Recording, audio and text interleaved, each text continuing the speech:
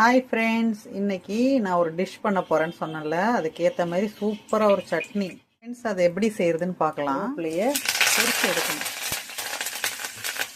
Friends, முதல்ல கருவேப்பிலையை இப்படி போட்டு பொரிச்சு எடுத்துக்கணும். மிளகாவையும் போட்டு பொரிச்சு எடுத்துடணும்.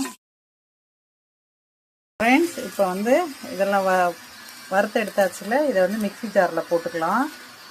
அப்புறம் இந்த மிளகாவை, அப்புறம் பச்சை பூண்டு, இதுக்கு ஏற்ற உப்பு. நீ ரெடி ஆயிடுச்சு, வாங்க தோசை சுட்டு சாப்பிட்றலாம்.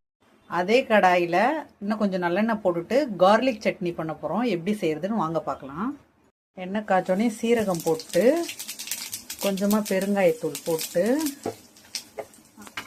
பொரிஞ்சோன்னே இடித்த பூண்டு போடுறோம்.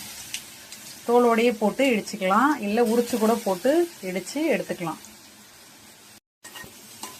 இந்த பூண்டு நல்லா கொஞ்சம் வதங்கிடணும். வதங்கின பிறகு அப்புறமா மிளகாத்தூள் போட்டு தண்ணியில் கரைச்சி வச்சுக்கணும்.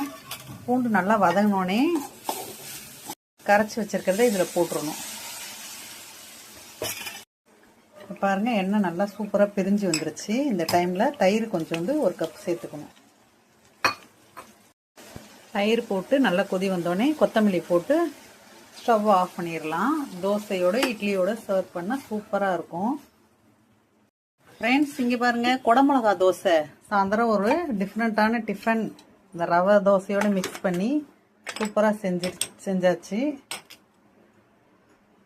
சூப்பரான டிஷ் ரெடி ஆயிடுச்சு இன்னைக்கானது.